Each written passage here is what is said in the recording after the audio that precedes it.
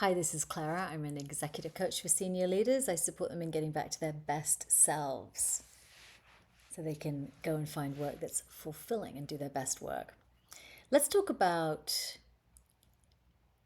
grown-ups and inner children, because especially over the holiday period, it's very easy to get super triggered by things and we sort of lose access to our inner wise selves, and it can be very important and useful for us to be able to differentiate. So if you find that you're really struggling over this holiday period, I'm going to give you a short exercise so that you can start to find your way back to your grown-up wise self who's inside of you. So one of the ways that you do that, and we all know about self-care, right? You go for a walk in nature, you hug a tree for a few minutes, you meditate, you bring your energy back into your own space. Eating healthy helps. Sugar does all kinds of things and is associated with depression, or certainly aggravating depression. So there's all of those things. But sometimes we need to remember moments when we have shown up as our best wise self. So reflect back over any amount of time. It doesn't matter. I don't care if it was when you were 10 or when you were 7.5 in that school play. Probably it won't be then, but it doesn't matter when it is or what it is. It matters that for you, it reminds you of like, oh yeah, I really showed up. So maybe it was a conversation that you were in with someone at work. Maybe it was a meeting that you ran, or a team building event that you organized. Maybe it was coming up with a strategy and then rolling that out.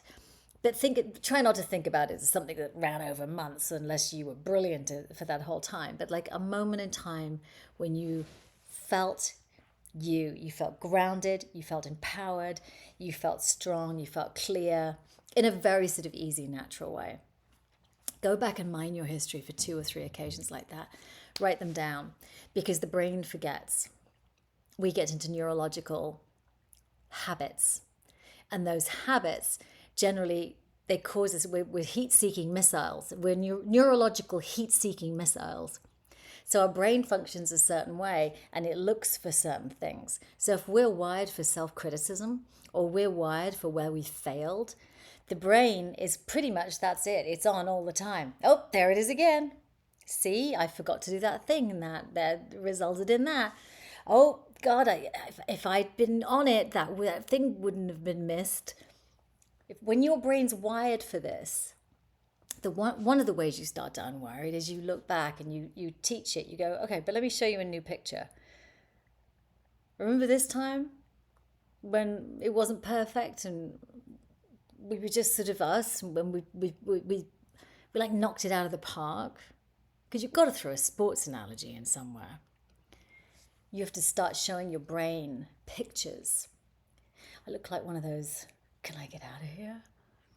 You've got to start showing your brain some of those pictures so that it starts to go, oh, that's right. I'm not this identity that I'm carrying. I don't have to sort of buy into this version of myself that probably somebody else gave to you.